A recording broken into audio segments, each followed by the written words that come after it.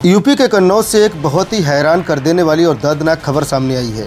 मामला खड़नी इलाके के नगरिया बोथम गांव का है, जहां 32 साल के पुष्पेंद्र की बड़ी ही रहस्यमयी हालत में मौत हो गई। हुआ यूं कि सोमवार की रात करीब 9 बजे पुष्पेंद्र अपने घर की छत पर था। जब कुछ देर बाद उसकी पत्नी अर्चना छत पर पहुंची तो उसने देखा कि पति बिल्कुल बेसुध पड़ा है। घबराए हुए घर वाले उसे तुरंत सौरिक के सीएससी अस्पताल लेकर गए, लेकिन वहाँ डॉक्टरों ने उसे मृत घोषित कर दिया। अब इस कहानी में असल पेच क्या है वो सुनिए। मृतक की पत्नी का कहना है कि शाम को गांव के ही कुछ लोग छत पर पुष्पेंद्र के साथ बैठकर शराब पी रहे थे। इस दौरान उनके बीच आपस में कहासुनी और झगड़ा भी हुआ। पत्नी ने सीधा सीधा हत्या का आरोप लगाते हुए 3 लोगों के खिलाफ थाने में नामजद शिकायत दे दी है। इस मामले में सबसे ज़्यादा रोंगटे खड़े कर देने वाली बात उसकी बूढ़ी माँ ने बताई। मां का कहना है कि आज से 15 साल पहले पुष्पेंद्र के पिता की भी बिल्कुल ऐसे ही संदिग्ध हालत में मौत हुई थी।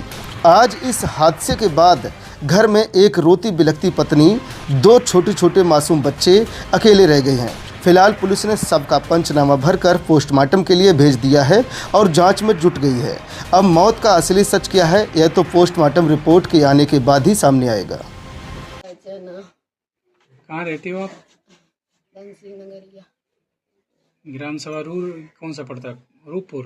अच्छा, क्या हो गया आपके यहाँ? क्या घटना हो गई? चाचा लोग थे, 3 लोग आप दारू पी रहे थे।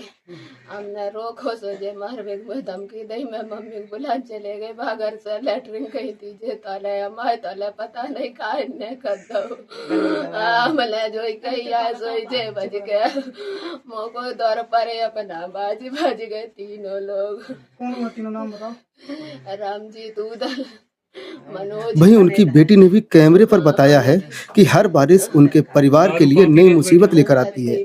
घर के अंदर पानी भर जाता है और पूरी रात पानी निकालने में ही निकल जाती है। इतना ही नहीं, परिवार ने अपनी समस्या को लेकर एक लिखित प्रार्थना पत्र भी प्रशासन को दिया है। उनका कहना है कि उन्होंने कई बार ग्राम प्रधान और संबंधित अधिकारियों से प्रधानमंत्री आवास योजना के तहत मकान दिलाने की मांग की, लेकिन अब तक कोई समाधान नहीं हुआ। अब सवाल यह है कि आखिर यह परिवार वास्तव में योजना का पात्र है, तो आखिर अब तक इसे आवास क्यों नहीं मिला? क्या आवेदन के बावजूद इनकी सुनवाई नहीं हुई या फिर कहीं व्यवस्था में ही कोई कमी है? फिलहाल डीडी टुडे न्यूज इस मामले में किसी निष्कर्ष पर नहीं पहुंच रहा है। हमारी मांग सिर्फ इतनी है कि संबंधित अधिकारी इस पूरे मामले की निष्पक्ष जांच करें। यदि परिवार पात्र पाया जाता है तो उसे जल्द से जल्द प्रधानमंत्री आवास योजना का लाभ दिलाया जाए। बताइए आप। हम थे ना लेटरिन करन गए जी। लेटरिन करन गए बहू। हम तो बाजी कहीं गई कि मम्मी घर है, देखो चल के देखो मैं दवाई लड़ा करूँ दारू पिया। मैंने जब हम आए तले लड़ा मेरे पता ना गलो दवा हुआ है कि का करो लड़ा मेरे मरो मिलो मोए मोए मरो लड़ा मोए हंसदाए पाओ वाले रिश्तेदार आ रही है। मेरे